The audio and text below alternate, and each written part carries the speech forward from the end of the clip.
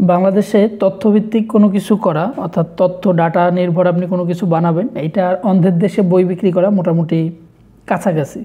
আমি এর আগে একটা ভিডিওতে বলছিলাম, মানে ধানের গুঁড়ার পুষ্টিগুণ নিয়ে কথা বলতে গিয়ে বলছিলাম যে ধানের গুঁড়ায় লিপোলিটিক এনজাইম থাকে, যে জিনিসটা কিন্তু মুখের স্বাদ নষ্টের জন্য দায়ী। এছাড়া আছে কিন্তু সিলিকা, যেটা হজমে বাধা সৃষ্টি করে। তো আবেগে বাঙালি এটাও বুঝে না, এটা নিয়ে উল্টাপাল্টা কমেন্ট করে। যাই হোক, আমি তাদের দোষ দেই না, এটা আমাদের আসলে কালচারেরই দোষ এরকম। তবে আপনারা সমালোচনা করতেছেন মানে আপনাদের কাছে তথ্যটা পৌঁছাইছে, এখন আপনি গ্রহণ করবেন কি করবেন না এটা আপনার ব্যাপার, এটার জন্য আপনি নিজেই দায়ী। তো আজকে হচ্ছে কচুরিপানা নিয়ে একটু কথা বলবো। কচুরিপানা যদি আপৎকালীন খাবার হিসাবে, আপনার যখন কিছু নাই, বন্যা ঝড় হয়ে গেছে, সব ধ্বংস হয়ে গেছে, 2-4 দিন আপনি খাওয়াইলেন, এইটা একরকম। যেমন আমরা একটা এরকম কথা আমাদের সমাজে প্রচলিত আছে যে যান বাঁচানোর জন্য মিথ্যা বলা জায়েজ। আসলে মিথ্যা বলা জায়েজ না, কিন্তু মানুষ অনেক সময় পরিস্থিতির শিকার হয়ে অনেক কাজ করে, এটা একরকম। আর একটা হচ্ছে আপনি রুটিন বানায় ফেলছেন, এটা একরকম। এই কচুরিপানাতে আপনার কিন্তু এই কচুরিপানায় পানি বেশি, জলীয় অংশই বেশি। হ্যাঁ, এই ড্রাই ম্যাটার কিন্তু খুবই কম, এতে ড্রাই ম্যাটার 5 থেকে 6 ভাগ। আর এই ড্রাই ম্যাটারের 15 থেকে 19 ভাগ থাকে হচ্ছে ক্রুড প্রোটিন। আর এটাতে কিছু ফাইবারও থাকে, কিছু না, বেশ ভালো পরিমাণ ফাইবার থাকে।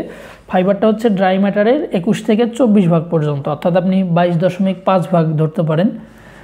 তো এই কচুরিপানায় কিন্তু প্রোটিন এতটা আছে, ড্রাই ম্যাটারের 15 থেকে 19 ভাগ প্রোটিন, মানে অনেক প্রোটিন। তাইলে কি আমরা এটা খাওয়াবো? না, আমরা এটা খাওয়াবো না, আমরা এটা অ্যাভয়েড করব। আমরা এটা অ্যাভয়েড করব কী কারণে, সেই জিনিসটা বলি, বলার পরে আমি এটার পুষ্টিগুণ নিয়েও কিছু কথা বলবো ইনশাল্লাহ। তো এটা আমাদের অ্যাভয়েড করার মানে সবচেয়ে যেটা অন্যতম প্রধান কারণ, এটাতে আছে ক্যালসিয়াম অক্সালেট। ক্যালসিয়াম অক্সালেটটা কি আপনি একটু গুগল করে জেনে নিন, যেটা ড্রাই ম্যাটারের 0.8 থেকে 1.2 ভাগ পর্যন্ত। আর সীসা আছে প্রতি কেজিতে 90 থেকে 146 মিলিগ্রাম। প্রতি কেজিতে সীসার পরিমাণ 90 থেকে 146 মিলিগ্রাম। এবং পারদ আছে, পারদের পরিমাণ হচ্ছে 0.4 থেকে 0.5 মিলিগ্রাম প্রতি কেজি ড্রাই ম্যাটারে। তো প্রতি কেজি ড্রাই ম্যাটারে 0.4 থেকে 5 গ্রাম পারদ, প্রতি কেজি ড্রাই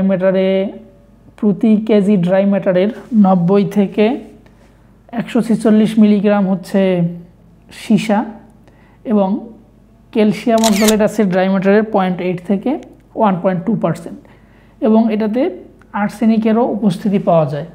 তো এই যে 4টা জিনিসের নাম বললাম, এগুলা কি মানে ভালো কিছু না ক্ষতিকর জিনিস? তো এতগুলা ক্ষতিকর উপাদানের উপস্থিতি আছে এই কচুরিপানায়, এইটা জানার পরেও যদি আপনার মনে হয় যে আপনি এটা খাওয়াবেন, আপনি খাওয়াইতে পারেন।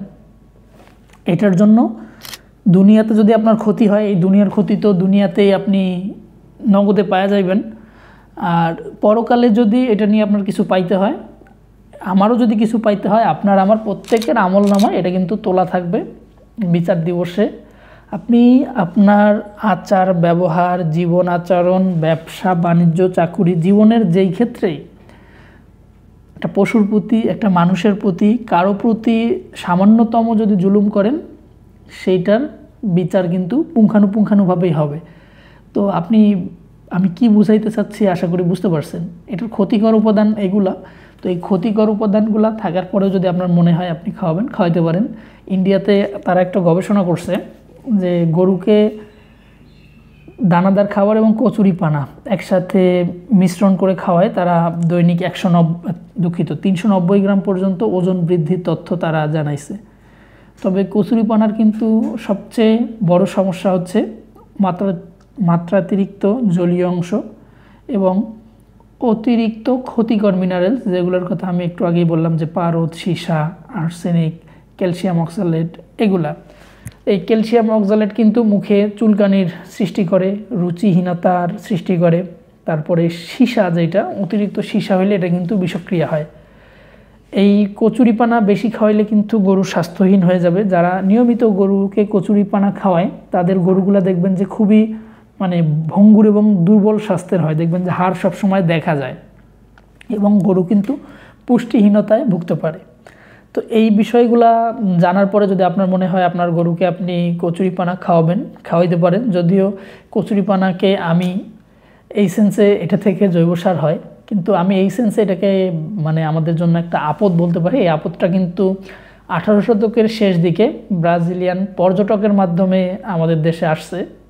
তো এই আপদটাকে আপনি আপদকালীন খাবার হিসেবে 2-4 দিন ব্যবহার করতে পারেন, কিন্তু এটাকে যদি আপনি দীর্ঘমেয়াদী খাবার হিসেবে ব্যবহার করেন, গরুর স্বাস্থ্যহীনতা, পুষ্টিহীনতা সহ বিষক্রিয়ার সৃষ্টি হয়ে পরবর্তী পর্যায়ে আরও অনেক কিছুই হইতে পারে। তো কচুরিপানার খাওয়ানোর বিষয়টা যদি আপনার বা এটার পুষ্টিগুণ বা এটার ক্ষতিকর জিনিসটা যদি আপনার মনে হয় যে আপনার অন্য বন্ধুর জানার প্রয়োজন আছে, আপনার খামারি বন্ধুর সাথে শেয়ার করে দিতে পারেন। আজকের মতো বিদায় নিচ্ছি। আল্লাহ হাফেজ।